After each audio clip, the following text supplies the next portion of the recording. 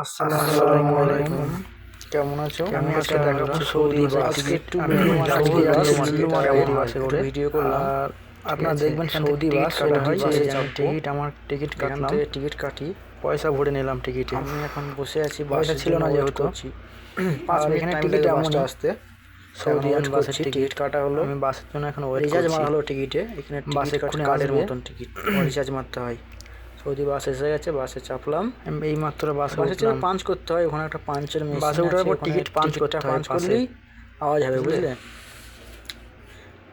আর এখানে বসে আছি, ভিআইপি সিট, পুরো ডবল বগি, সৌদিয়ান বাস ডবল বগি, দেখতেই পাচ্ছ। আজকে যাচ্ছি লুল্লু মার্কেট করতে। আমার অনেক বন্ধুরা বলেছে যে সৌদি বাসের ভিডিও করে পাঠাতে, ইউটিউবে ছাড়তে, তাই প্রথমবার ভিডিও করছি। ভালো লাগলে অবশ্যই লাইক করবে। এই সৌদি বাসের এই টিকিট, এসে গেছি লুল্লু মার্কেট।